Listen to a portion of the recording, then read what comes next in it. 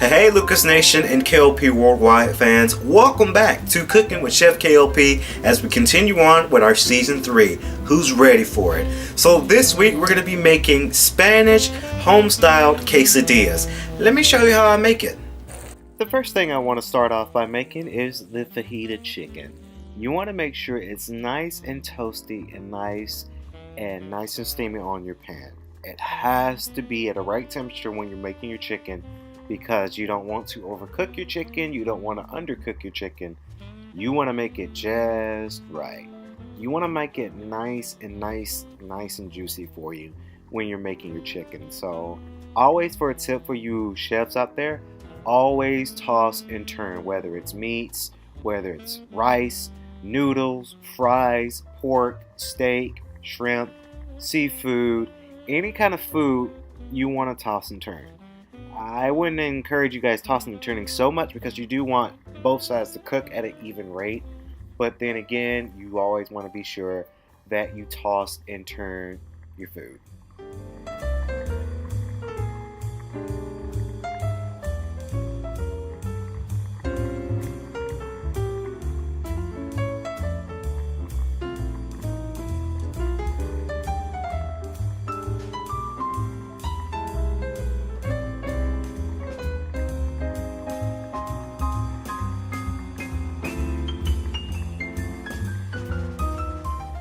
Now, this is just fajita chicken. Of course, you can find many ways to go buy your chicken. Of course, you can get it from either store like Publix or Kroger. I decided to get my chicken from Kroger because that's like one of my favorite stores to buy my groceries essentially. So I normally just go and get fajita chicken.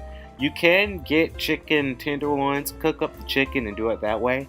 This is just the easier way when you're making quesadillas, because it is a Mexican dish.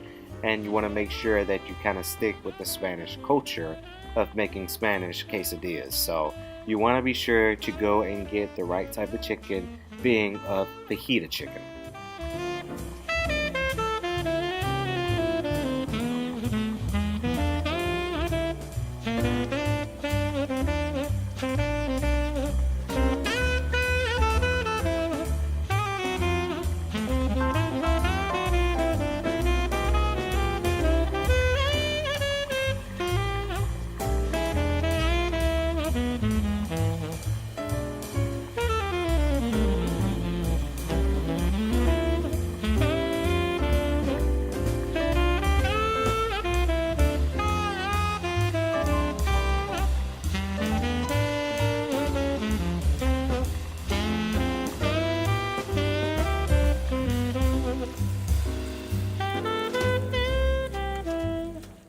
The next thing you want to be sure that you hit and get, of course, is the quesadilla Tortino's coverings, pita bread.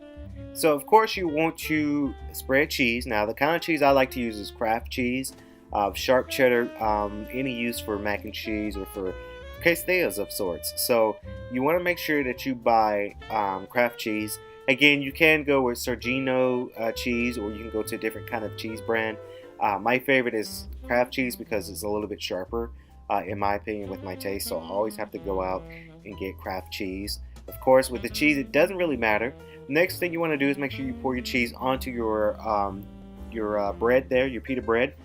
You want to make sure that you can cover all of the bases of the pita bread. You don't want to stick your cheese in the middle, because the cheese may not spread all over the pita bread. So you want to make sure that your cheese is evenly proportioned on every angle of the bread.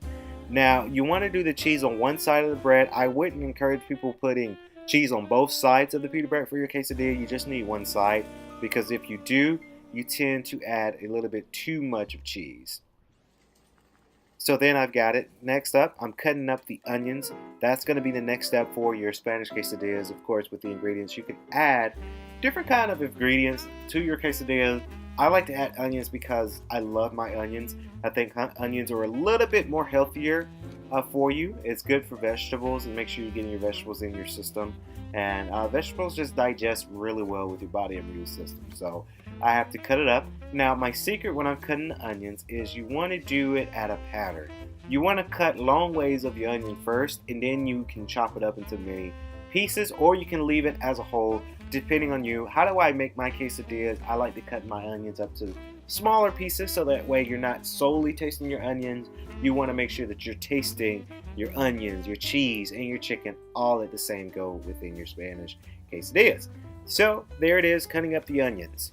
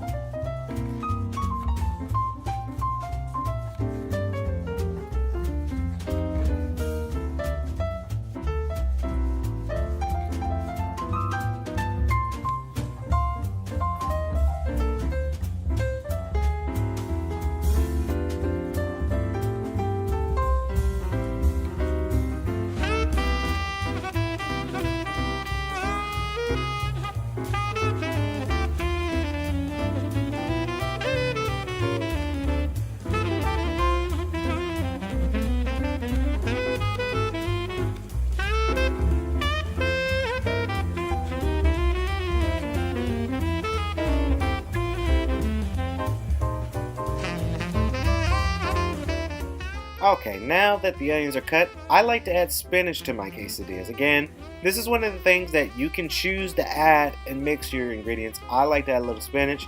Now applied is the onions, and next is the fajita chicken. Make sure your fajita chicken is cut, and I posted the chicken all over the quesadilla. As you can see, it's steaming from the plate right now.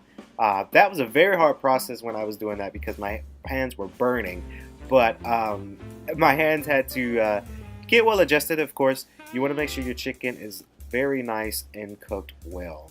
So that way you splatter it all over your quesadilla like so, like I'm applying right now. As you see, that steam is coming out for you guys. It's that swanky steam that's added on there for you. So then putting the pita bread on top of the quesadilla maker, and for the final step is you want to make sure that your pan is hot. And I have the quesadilla on my frying pan for the purposes of it. And of course, you want to make sure you pat it down and flip it over for about 3 minutes or so. Maybe a little bit less than 3 minutes. But you want to make sure you got oils onto your pan so that way it doesn't burn. And voila, there's the look of the tasty, scrumptious Spanish quesadillas for you, ladies and gentlemen of K.L.P. And that's gonna do it, the Spanish quesadillas, Lucas Nation fans. So hopefully you guys enjoyed that segment, and please come back to the channel for more cooking with Chef K.L.P. as we continue on with our season 3. And of course, as always, be sure to like, comment, and subscribe to the channel if you are new to it. So as always, stay swanky, everyone.